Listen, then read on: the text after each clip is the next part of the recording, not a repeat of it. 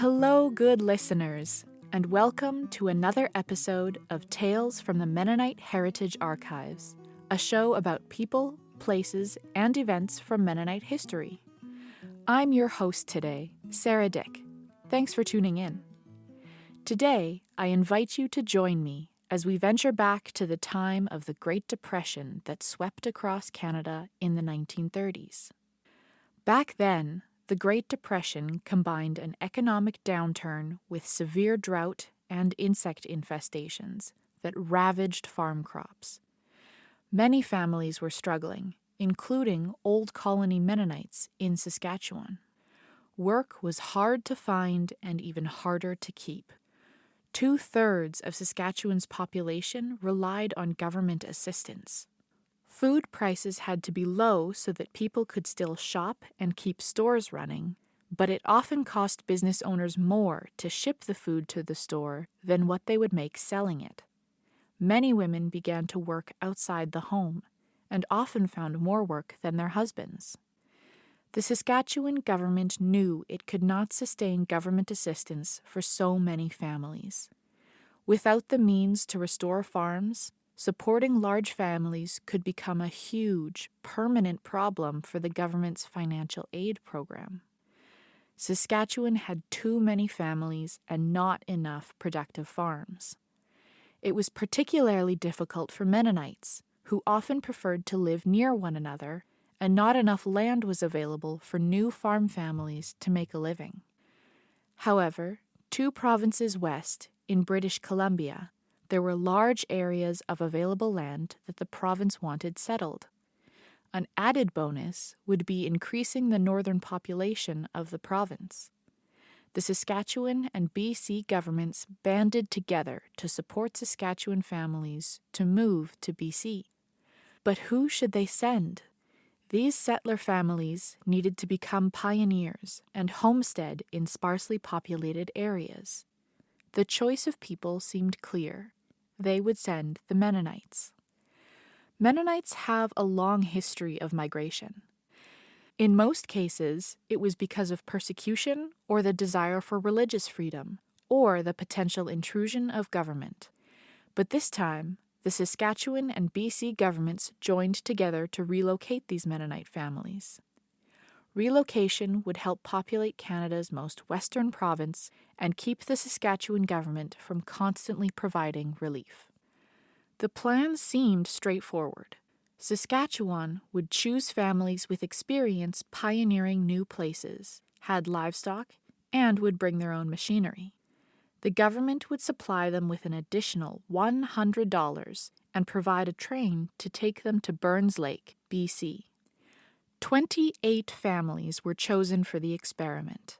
If it went well, the 2 governments were prepared to support an additional 400 to 500 families over the next few years. Exactly how these families were chosen is unclear. It was primarily the Saskatchewan government's Department of Agriculture and the Direct Relief Branch that selected the participants. All of them were receiving relief benefits, and none of them owned farmland. Originally, BC Premier T.D. Pattullo was against the collaborative effort. He knew that Mennonites were against military service and did not believe that people unwilling to fight for their country should come to BC. The Second World War was underway at this point, and tensions were high. Eventually, for reasons we do not know, Pattullo changed his mind, and the relief effort could move forward. The first group left from the Swift Current area and arrived in Burns Lake, BC, on May 7, 1940. The second group left from Osler and arrived June 18th. The train arrived in Burns Lake, but their settlements were about 100 miles southwest, around Usta Lake and Cheslada. They hitched their wagons, loaded everything up, and made the journey on their own. The newly arrived families had just a few months before winter hit to establish themselves. Each family was awarded a plot of land, and they each had to build a house, a barn, and break enough ground to grow animal feed and crops for themselves. To get them through the winter, many of the men had to find work away from the settlement. Some friends and family from Saskatchewan shipped other provisions, like potatoes, to help supplement their meals through the first winter. Northern BC was a whole new world for them. Their land in Saskatchewan was barren and dusty. One of the settlers, J.J. Petkow, wrote an article for the Steinbach Post, saying, "It has already rained here for several days. However, now the sun is shining clearly and nicely, so that is a joy to observe it." He continues to say how bountiful the wild berries and fruit trees are, and that there are plans to preserve as much as possible.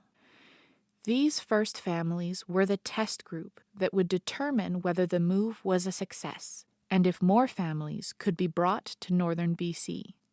This meant that an assessor was needed to evaluate the work and the condition of the settlers, and to determine any next steps.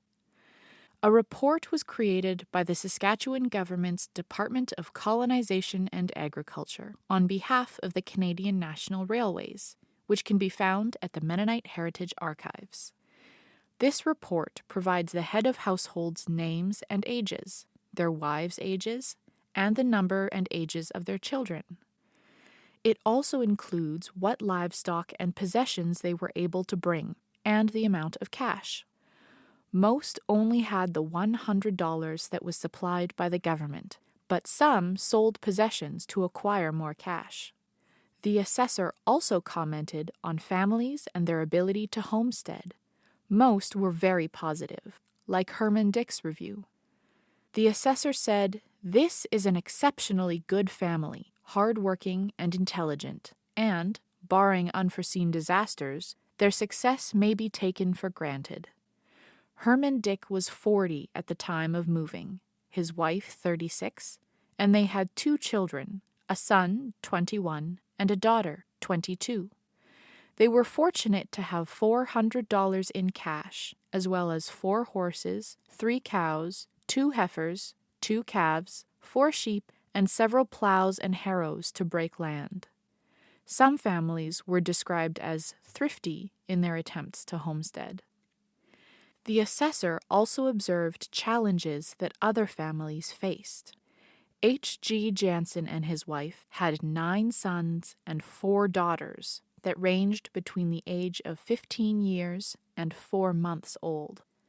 He worked hard, but the assessor determined that he was at a disadvantage since his children were so young.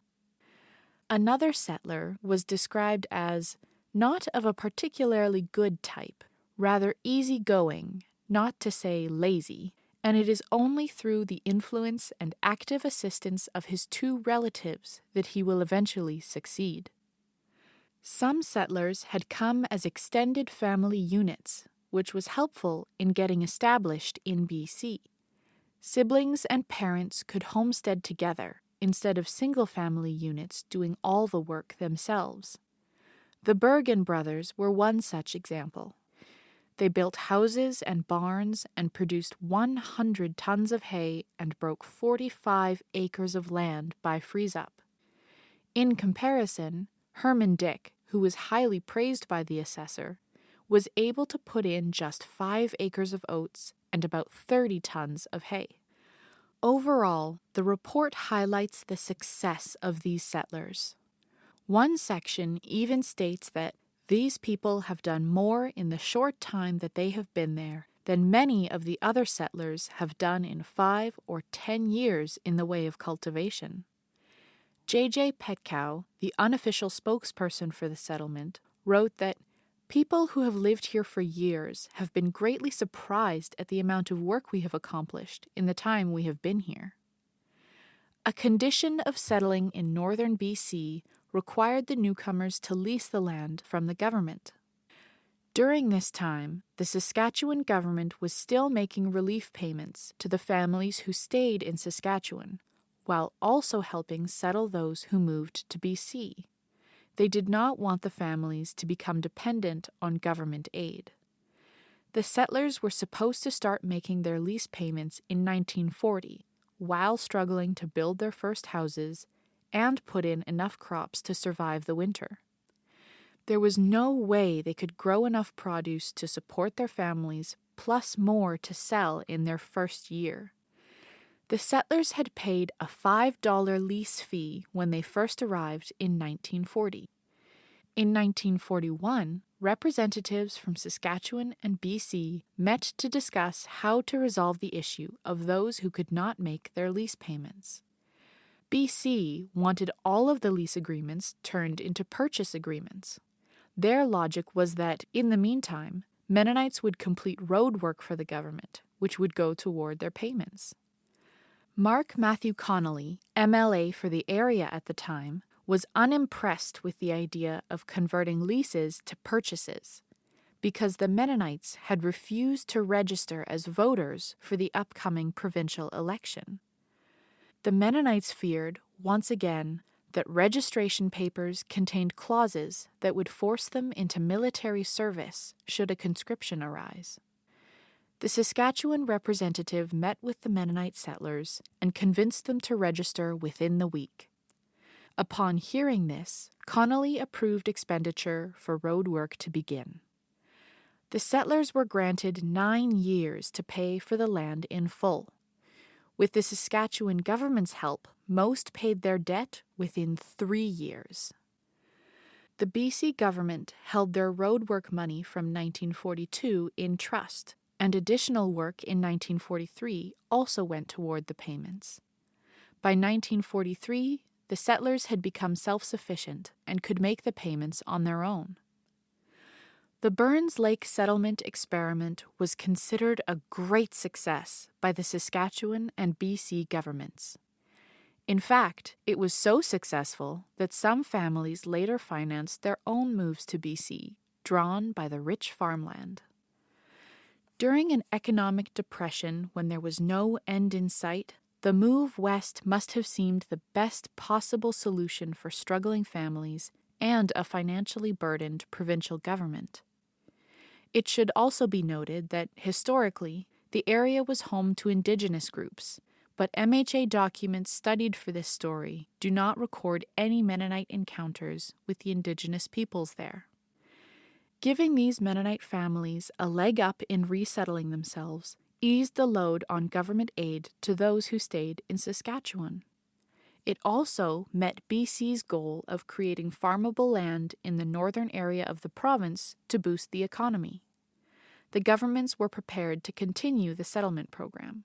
However, as government spending increased to fund the Second World War, the economy bounced back, and the Saskatchewan and BC governments declared the experiment complete by 1943. Burns Lake became a haven for Mennonite families, and they have flourished there since, establishing churches and schools.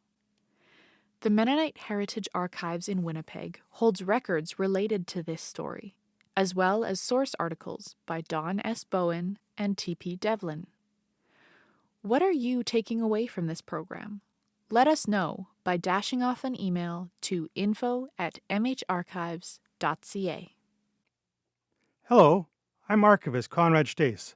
The Mennonite Heritage Archives is a community-supported memory center that relies on donations from community members like you. To support this program and the preservation of Mennonite history, visit mharchives.ca and click on Support, or give us a call at 204-560-1998. Thanks also to our partners, Canadian Mennonite University, the Centre for Transnational Mennonite Studies, Mennonite Church Canada, and Golden West Radio. In an upcoming episode, we'll meet Laureen Harder-Gissing, who is the archivist librarian at the Mennonite Archives of Ontario, located at Conrad Grebel University College in Waterloo, Ontario. Today's story about relocating Mennonites to Burns Lake was researched by Conrad Stace and Caitlin Jansen, and written by Caitlin Jansen. David Klippenstein makes sure each episode finds its way online. I'm your host today, Sara Dyck. We'll be back next week with another story about people, places, and events from Mennonite history. Thanks for listening.